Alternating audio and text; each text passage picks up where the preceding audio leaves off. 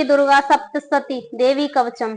ओम चंडिका देवी को नमस्कार है। मार्कंडेय जी ने कहा, पितामह, जो इस संसार में परम गोपनीय तथा मनुष्यों को सब प्रकार से रक्षा करने वाला है और जो अब तक आपसे दूसरे किसी के सामने प्रकट नहीं किया हो, ऐसा कोई साधन मुझे बताइए।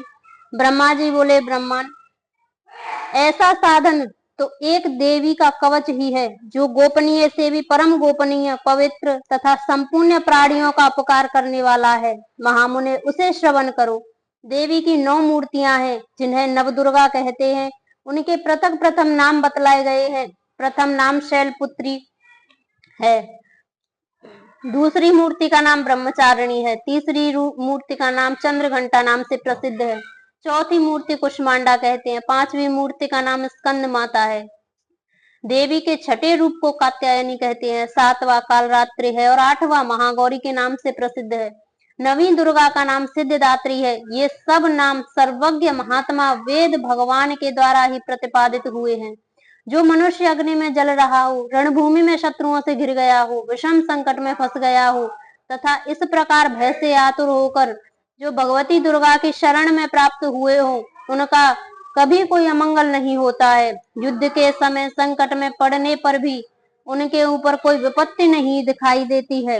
उन्हें शोक, दुख और भय की प्राप्ति नहीं होती है।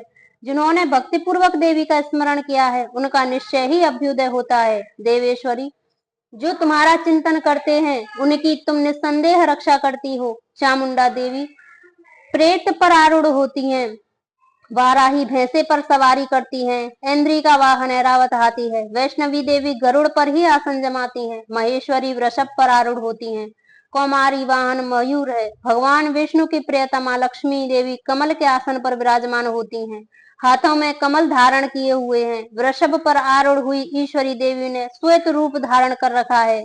ब्राह्मी देवी हंस पर बैठी हुई है और इस प्रकार आभूषणों से विभूषित है। इस प्रकार यह सभी माताएं सब प्रकार की योग शक्तियों से संपन्न हैं। इनके सिवा और भी बहुत सी देवियां हैं, जो अनेक प्रकार के आभूषणों को शोभा युक्त तथा नाना प्रकार के रत्नों से सुशोभित हैं। ये संपूर्ण देवियां क्रोध में भरी हुई हैं, भक्तों की रक्षा के लिए रथ पर बैठी दिखाई देती हैं। ये शंख, चक्र, गदा, शक्ति, हल और मूसल, खेटक और तोमर, परशु तथा पाश, कुंत और त्रिशूल एवं शांग धनुष आदि अस्त्र शस्त्र अपने हाथों में धारण करती हैं। दैत्यों के शरीर का नाश करना, भक्तों को अभयदान देना और देवताओं का कल्याण करना, यही उनके शस्त्र धारण करने का उद्देश्य है। कवच आरंभ करने से पहले इस प्रकार प्रार्थना करनी चाहिए। महान रौद्र रूप, अत्यंत घोर पराक्रम, महान बल और महान उत्साह वाली देवी, तुम महान भय का नाश करने वाली हो, तुम्हें नमस्कार है। तुम्हारी ओर देखना भी कठिन है। शत्रुओं का भय बढ़ाने वाली जगदम्बिके मेरी रक्षा करें। पूर्व दिशा में इंद्र शक्ति मेरी रक्षा करे। अग्नि कोण में अग्नि शक्ति, दक्षिण दिशा में वाराही और नैऋत्य कोण में खड़ग धारिणी मेरी रक्षा करे। पश्चिम दिशा में वारुणी और वायव्य कोण में मृग पर सवारी करने वाली देवी मेरी रक्षा करे। उत्तर दिशा में कौमारी और ईशान कोण में शूल धारिणी देवी मेरी रक्षा करे। ब्रह्माणी, तुम ऊपर की ओर से मेरी रक्षा करो। वैष्णवी देवी नीचे की ओर से मेरी रक्षा करे। इस प्रकार शव को अपना वाहन बनाने वाली चामुंडा देवी दसों दिशाओं से मेरी रक्षा करे। जया आगे से, विजया पीछे की ओर से मेरी रक्षा करे। वाम भाग में अजिता और दक्षिणा भाग में अपराजिता रक्षा करे। उद्योजात की शिखा की रक्षा करे। उमा मेरे मस्तक पर विराजमान होकर रक्षा करे। ललाट में मालाधारी रक्षा करे और यशस्वनी देवी मेरे भौहों की संरक्षण करे। भौहों के मध्य में त्रिनेत्रा और नथनों के यम घंटा देवी मेरी रक्षा करे। दोनों नेत्रों के मध्य भाग में शंखनी और कानों में द्वारवासिनी रक्षा करे। कालिका देवी कपालों की तथा भगवती शांकरी कानों के मूल भाग की रक्षा करे। नासिका में सुगंधा और ऊपर ओठ में चर्चिका देवी रक्षा करे। नीचे के ओठ में अमृत कला और जिह्वा में सरस्वती देवी मेरी रक्षा करे। कौमारी दांतों और चंडिका कंठ प्रदेश की रक्षा करे। चित्र घंटा गले की, घाटी की और महामाया ताल में रहकर रक्षा करे। कामाक्षी ठोड़ी की और सर्व मंगला मेरी वाणी की रक्षा करे। भद्रकाली ग्रीवा में और धनुर्धरी पृष्ठ वंश मेरुदंड में रहकर रक्षा करे। कंठ के बाहर की भाग में नील ग्रीवा और कंठ के नली में नल कुबरी रक्षा करे। दोनों कंधों में खड़िगनी और दोनों भुजाओं के वज्र धारिणी रक्षा करे। दोनों हाथों में दंडनी और उंगलियों में अंबिका रक्षा करे। शूलेश्वरी नखों की रक्षा करे। कुलेश्वरी कुक्ष पेट में रहकर रक्षा करे।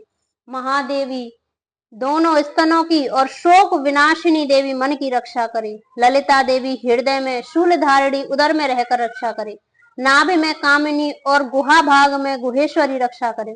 पूतना और कामिका लिंग की और महिषा वाहिनी गुदा की रक्षा करे।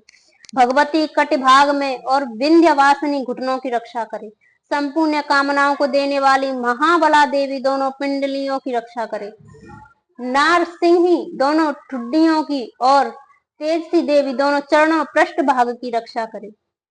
श्री देवी पैरों की उंगलियों में और तलवासनी पैरों के तलुओं में रहकर रक्षा करे।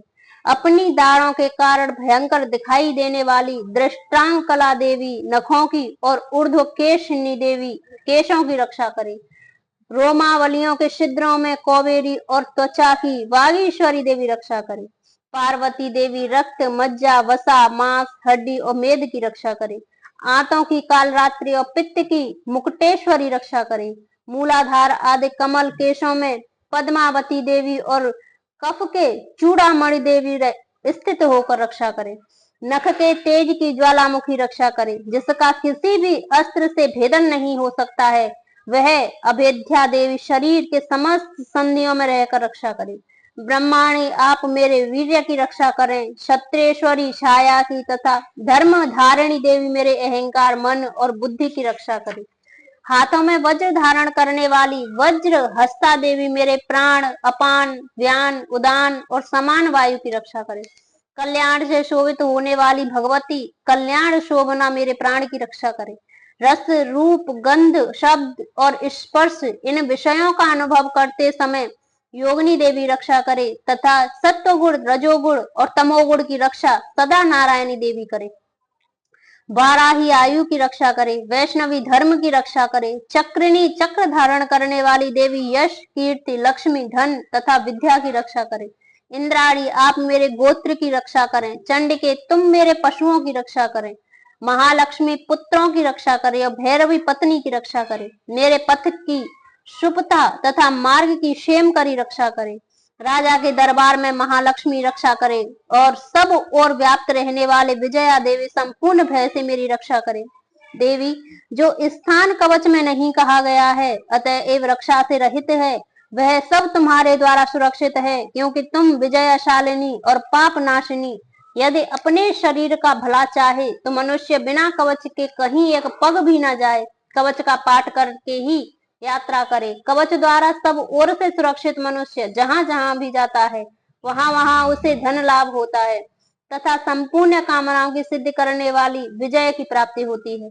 वह जिस जिस अभीष्ट वस्तु का चिंतन करता है उसको निश्चय ही प्राप्त कर लेता है। वह पुरुष इस पृथ्वी पर तुलना रहित महान ऐश्वर्य का भागी होता है। कवच से सुरक्षित मनुष्य निर्भय हो जाता है।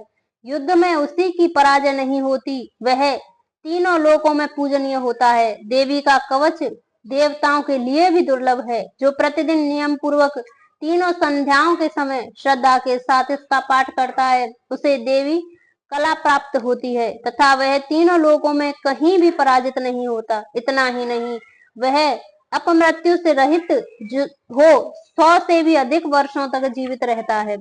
मकरी, चेचक और कोढ़ आदि उसकी संपूर्ण व्याधियां नष्ट हो जाती हैं।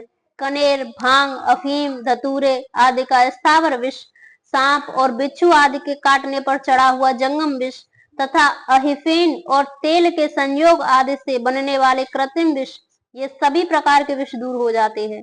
उनका कोई असर नहीं होता। इस पृथ्वी पर मारण, मोहन आदि जितने अभिचारिक प्रयोग होते हैं तथा इस प्रकार के जितने मंत्र यंत्र होते हैं वे सब के सब कवच को हृदय में धारण कर लेने पर उस मनुष्य को देखते ही नष्ट हो जाते हैं।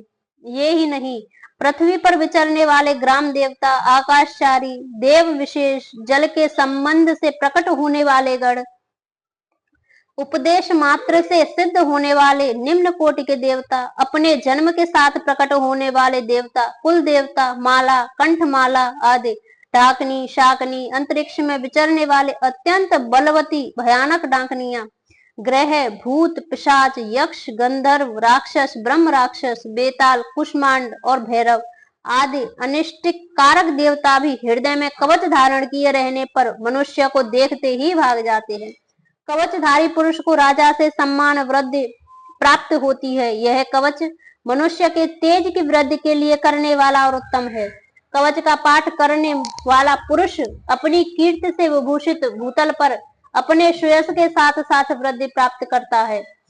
जो पहले कवच का पाठ करके उसके बाद सप्तशती चंडी का पाठ करते हैं, उसकी जब तक वन, पर्वत और काननों सहित यह पृथ्वी टिकी हुई है, तब तक यहाँ पुत्र पौत्र आदि संतान परंपरा बनी रहती है। फिर देह का अंत होने पर वह पुरुष भगवती महामाया के प्रसाद से उस नित्य परम पद को प्राप्त होता है।